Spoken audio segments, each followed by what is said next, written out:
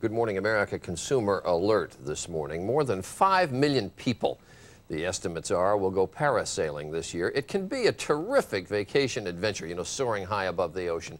But it's an adventure that can end in disaster and sometimes even death. Critics say that's because some operators are literally throwing caution to the wind. A report on that from our consumer correspondent, Greg Hunter. It's supposed to be an exciting ride in the sky. Is it all the way down? All right, all the way down? Okay. And as I recently saw for myself, parasailing can be smooth sailing. I gotta tell you, this is fun, but it's kind of scary. And the fun can end quickly when things go wrong. A near-death experience for 3 friends in Florida. A father and daughter forced to bail out in the ocean. And a Michigan woman nearly blown away in the Bahamas. You may wonder, are these simply freak accidents, or is there a problem? There's a dark side to parasailing that the normal customer doesn't understand. Expert Mark McCullough says no one is watching over the industry, and too many operators are unsafe. Money and greed plays a very, very big role.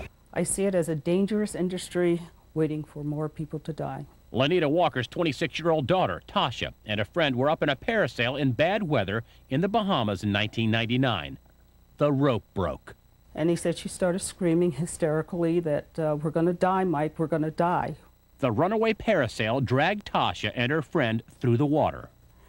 And Tasha could not see the waves coming, and he kept calling to her, and she answered a couple of times, and then she didn't answer anymore. Tasha is buried in Charlotte, North Carolina. Had a piece of it. I can't find anybody to take responsibility for this. You know, I can't find anybody to say, well, we're going to fix this. Yeah, the Bahamas and most other countries outside the U.S. are bad, but it's just as bad here in the U.S. The Coast Guard knows of 76 parasailing accidents in the U.S. between 1995 and 99, with 61 injuries. But McCullough believes the actual toll is far higher because so many accidents go unreported. While the Coast Guard licenses commercial boats and operators, it says it has no direct authority to regulate parasailing. So if the Coast Guard isn't keeping an eye on things, who is? Nobody inspects their lines. Nobody gives them a test to see if they know what they're doing. Nothing. Nobody inspects their equipment. Nothing. Nothing. Have fun, guys. 3 friends on vacation, parasailing in Clearwater, Florida. Watch the tow rope, their lifeline.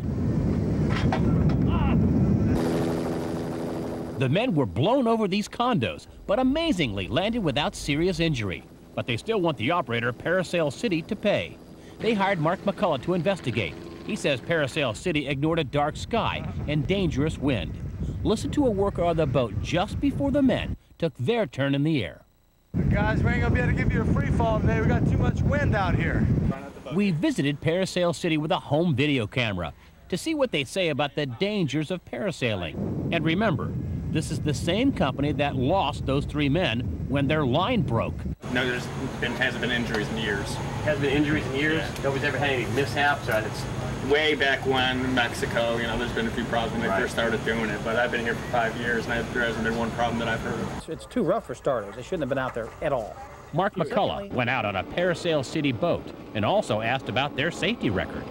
How's the safety record? Pretty good? 100%. 100%? No, I've never had any accidents. That's pretty damn good for 100,000 rides a year. And when we were out on the water, Parasail City flew a customer directly over our heads. Dangerous. Dangerous. It falls on top of us. That was it. That was not a smart move. When I went parasailing with a different operator, we did something most vacationers can't do.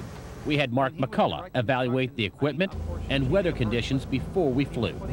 if you could take your own safety expert parasailing, you could have the same adrenaline rush with a lot less risk.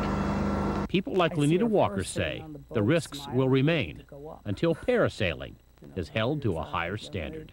My daughter's life is gone. I know she would want me to fix this. I know she would want me to fix this so somebody else's child doesn't have to lose their life.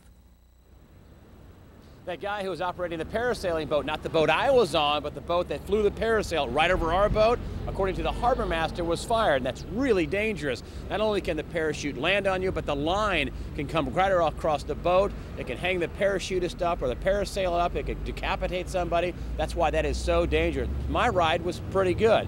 Now, there's a couple of things you need to do if you're going to go out parasailing to be safe. Number one, get a safety briefing. Make sure that people sit down and talk to you about what to do if something goes wrong. What do you do if the line breaks? You know, how do you stay safe in the water? How do you get the parachute off you? The second thing is, don't go up in high winds, because that's really dangerous. It could be a beautiful day. If it's blowing the flag straight out, the wind, you may not want to go up in it. And the last thing, stay away from the beach, stay away from bridges, piers, stay away from all that stuff, because there's no controls on the parachute. If the line breaks, you want to make sure you land safely in the water and not on some high-rise building. All right, thanks very much, Greg Hunter. To find out more about parasailing safety, you can go to abcnews.com, and it is worth checking before you do that, before you go parasailing. It is 38 minutes.